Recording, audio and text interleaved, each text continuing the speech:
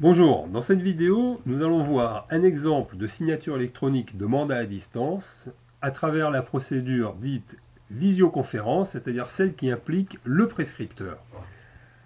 Il y a donc deux écrans. L'écran de gauche représente l'écran de l'ordinateur du prescripteur avec son terminal Crédit Paris ici. Et l'écran de droite, c'est celui du mandataire Crédit Paris. Tout a commencé par le fait que le prescripteur a pris dans l'agenda Visio Crédit Paris partagé un rendez-vous pour son mandataire. Ce qui a pour effet que le rendez-vous devient visible pour le mandataire qui a ouvert son agenda et voit qu'il a effectivement donc un rendez-vous. Le jour et l'heure du rendez-vous arrivent, le client arrive chez le prescripteur et le prescripteur donc appelle le mandataire, regardez bien, en double-cliquant sur le rendez-vous. Ceci a deux effets. Le premier effet, c'est que ça ouvre une fenêtre de visioconférence. Et le deuxième effet, ça va lancer une communication Skype entre les deux machines. Alors là, évidemment, je ne peux pas vous mimer sur cette vidéo la communication Skype, puisque je vous fais la démonstration sur mon même ordinateur avec deux écrans, mais je n'ai qu'un seul Skype sur ordinateur, et Skype ne peut pas s'appeler lui-même. Le prescripteur clique sur le bouton démarrer. Il est donc maintenant en connexion, ce qui lancerait la communication Skype. Voilà, donc Skype s'ouvre. Et de son côté, le CGP, le mandataire Crédit Paris, lui aussi double-clique sur son rendez-vous. Alors c'est très important parce que c'est le fait que les deux ordinateurs distants et fait l'objet tous les deux d'un double clic sur le même rendez-vous qui permet aux deux ordinateurs de se connecter. Le double clic du côté du mandataire lui a ouvert la fenêtre dossier et il va pouvoir piloter dans son onglet mandat avec tous les boutons de couleur rouge sous le titre signature visioconférence. Et bien vous allez pouvoir prendre le contrôle de la fenêtre de visioconférence qui se trouve chez le prescripteur. Et par exemple, pour afficher les modifications, vous êtes en train de dialoguer avec le client, vous validez avec lui les éléments du mandat. Alors, premier élément du mandat, bien que le prescripteur ait compris que l'opération à financer était d'environ 150 000 euros, eh bien, il apparaît que c'est plutôt 185 000 euros. Vous mettez d'accord pour, par exemple, 1% d'honoraires, ce qui ferait le montant d'honoraires de 1850 euros. Et puis, disons qu'aussi, vous apercevez qu'il y a eu une faute d'orthographe dans le nom du client. C'est pas Monsieur Client Imo avec deux M, mais avec un seul M. Alors, vous corrigez sur votre application. Et alors, regardez bien, premier bouton donc de contrôle à distance, vous appuyez sur Afficher les modifications. Avant que j'appuie sur le bouton, regardez bien ici la fenêtre de gauche.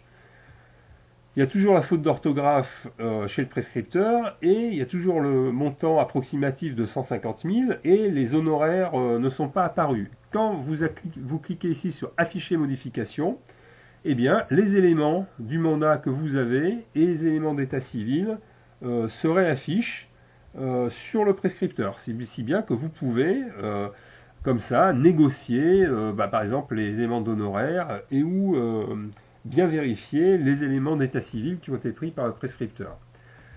Tout le monde est d'accord, tout est correct, et bien vous allez maintenant afficher le mandat chez le prescripteur en cliquant sur le bouton 2 ici. Vous affichez le mandat qui va s'ouvrir chez le prescripteur. Voilà, la fenêtre, une fenêtre Adobe Acrobat Reader s'ouvre. Et vous avez le mandat Crédit Paris. Alors vous voyez, il n'y a pas encore, c'est un projet de mandat, donc il n'y a pas encore le numéro de mandat, mais il est déjà tout pré-rempli avec l'identité du client, le montant à financer, le type de mandat, c'est une acquisition immobilière, c'est pas du recoupement de crédit, les connaissances bancaires du client, et voilà, etc., etc. Et vous pouvez donc parcourir ce mandat avec lui. Alors si vous voulez parcourir le mandat avec lui, c'est très pratique d'ouvrir vous-même de votre côté. Donc ici, là, on est chez vous maintenant. Vous ouvrez éditer un mandat avec ces éléments. Et vous avez de votre côté maintenant également le même mandat que celui qui s'affiche chez le client. Bon, alors évidemment, comme j'ai qu'un seul Acrobat Reader, il s'ouvre un coup à gauche, un coup à droite, mais vous voyez le mandat chez vous, voilà, et le client voit aussi le mandat chez lui, et donc vous avez le même document sous les yeux et vous pouvez en discuter. Alors voilà, maintenant, écoutez, il faut passer à la signature du mandat, donc vous allez appuyer sur le bouton 3 et vous faites afficher le champ de signature dans l'application du prescripteur. Voilà, le client clique ici, il doit cliquer pour initialiser le champ de signature. Et voilà, et puis là, il signe. Maintenant, on revient du côté du CGP, vous affichez maintenant le champ où il va mettre son paraphe. Donc il y a un deuxième ici, petit champ de signature qui apparaît. On clique toujours sur le bouton rouge pour initialiser le système graphique du champ. Il rentre son paraphe. Et puis voilà, il n'a plus maintenant qu'à indiquer le lieu de la signature. Et vous allez pouvoir lui envoyer un email, un SMS de confirmation, ce qui authentifiera bien l'identité du client qui signe. Bon, là, dans la vidéo, je ne peux pas le faire. Vous appuyez sur le bouton numéro 5, ici, et puis ça envoie un SMS au client. Ce sera un code de 4 lettres qu'il doit recopier ici. Alors, il se peut que vous soyez coincé à ce moment-là, par exemple, si le client n'a pas son portable ou est en panne de batterie, ou tout simplement n'a pas de portable. Dans ces cas-là, vous le faites saisir un code poubelle qui est oubli, en majuscule, oubli. Et maintenant, le client clique sur le bouton recevoir mon mandat, et c'est le fait de cliquer sur ce bouton qui va créer le mandat avec les éléments et la signature dans l'application. Alors, il va s'ouvrir chez le client. Voilà. Donc le client voit bien son mandat avec sa signature. Comme il est chez le prescripteur, ils peuvent l'imprimer tout de suite s'ils ont envie, mais vous, de toute façon, dans 3 secondes, vous allez lui envoyer par email. Voilà. Vous, de votre côté, il faut visualiser le mandat signé. Donc vous cliquez sur le bouton numéro 6 pour visualiser le mandat signé, que vous ayez bien une signature.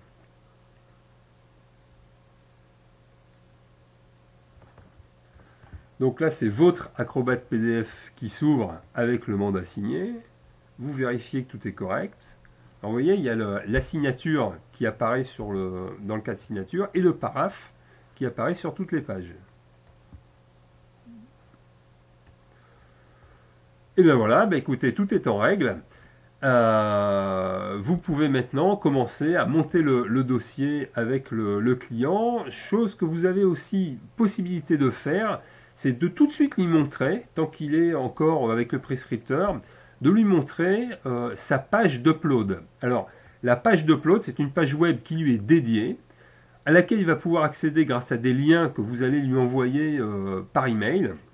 On y reviendra dans l'aide en ligne sur la gestion des documents. Et déjà là, au moment de la signature du mandat, c'est important de sensibiliser sur l'importance d'avoir un dossier complet qui vous envoie bien les pièces. Alors là, si vous appuyez maintenant sur afficher la page d'upload, ça va lui afficher une page où il pourra télécharger ces documents et dans laquelle il va retrouver la même liste des documents à télécharger. Là, petit bémol, au moment de la signature du mandat, cette liste de documents est vierge, donc vous pouvez la créer tout de suite en cliquant sur le bouton liste prédéfinie, mais une fois de plus, reportez-vous à la vidéo spécialisée sur la gestion des documents. Donc là, on revient et vous allez lui afficher donc, sa page d'upload pour bien sensibiliser à l'importance des documents. Et voilà, et s'ouvre Internet Explorer sur le poste du prescripteur et vous pouvez lui dire, bah voilà, lui commenter que il aura affaire dans cette fenêtre à la possibilité de télécharger ces documents. Il y a trois choses, hein. Un, vous cliquez, vous sélectionnez une ligne. Deux, vous naviguez jusqu'au fichier en appuyant sur le bouton. Et trois, vous envoyez le document chez Crédit Paris. Voilà, cette vidéo est terminée. Pour davantage de précision, n'hésitez pas à nous contacter.